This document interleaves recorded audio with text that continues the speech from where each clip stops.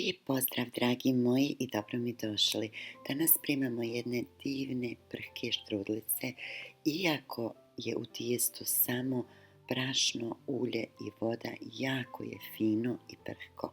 Nadam se da će vam se svidjeti. Pripremit ćemo 300 g mekog brašna, 150 g ulja i 75 g vode.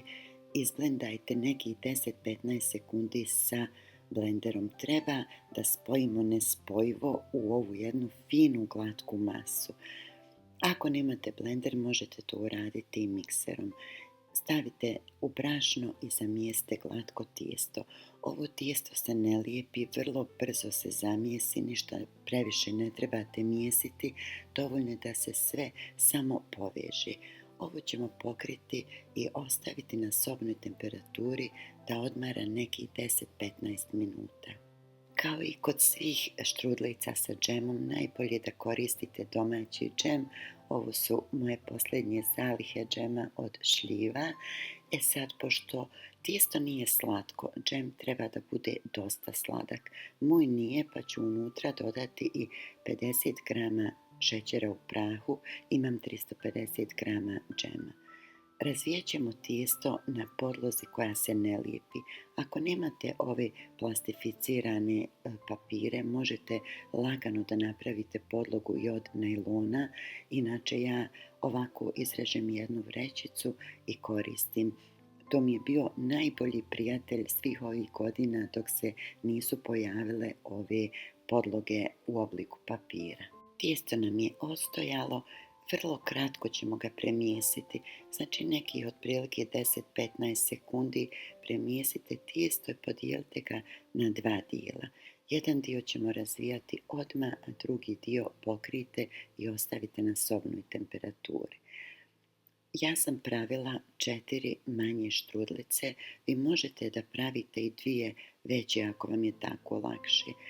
Stavite tijesto na podlogu, malo ga spljuštite i razvaljajte.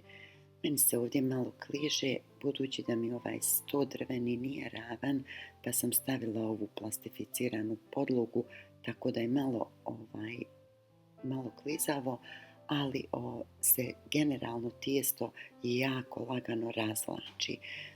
Poravnat ću ovu do kraja, izmjeriti spram tepsice u koju ću slagati, tek toliko da mi to bude iste dužine.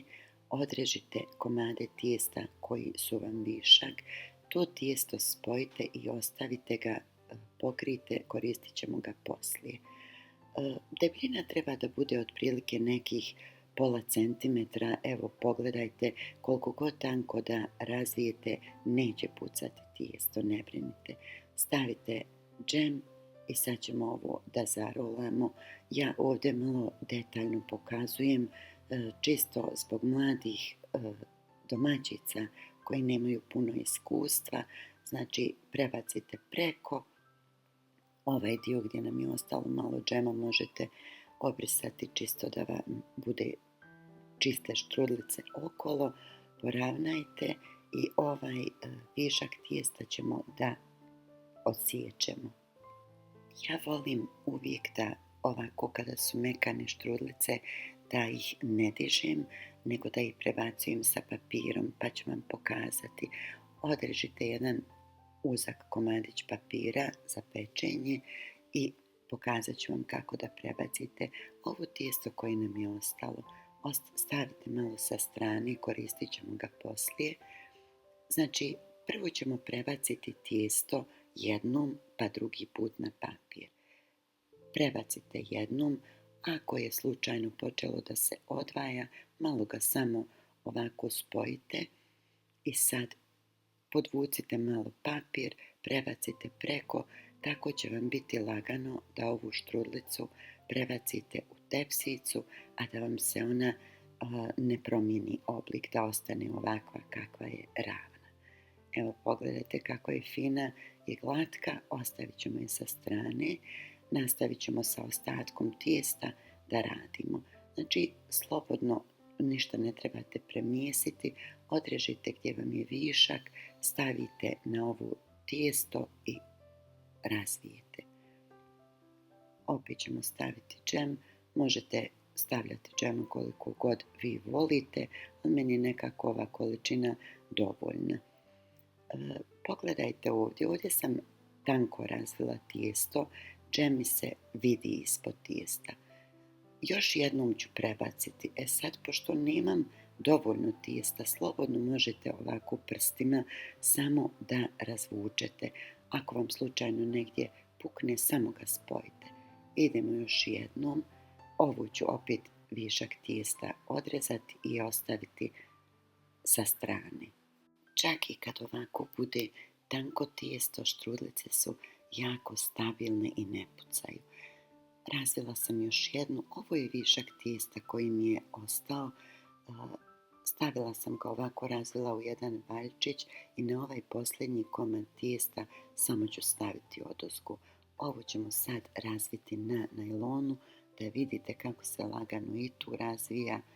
Možda je čak i onako jednostavnije jer vidite šta radite. Kad ste razvili dovoljnu dužinu, širinu, i ovdje ćemo staviti džem i preklopiti. Što se tiče samog ovog viška tijesta koji vam je ostalo, ja volim da ga spojim i da napravim još jednu malu štrudlicu koja je od svih tih viškova koji su nam ostali, tako da se svo tijesto iskoristi. Štrudlice ćemo peći na 180 stepeni nekih 15 minuta. Vi opet vrijeme pečenja prilagodite svojoj rerni. Kad ih izvadite iz rerne vrele i pospite sa šećerom u prahu, neka se potpuno ohladi pa ćemo isjeći. Sad, nemojte koristiti ravni nego nazubljeni nož. Možete isjeći ravno ili ovako ukuso.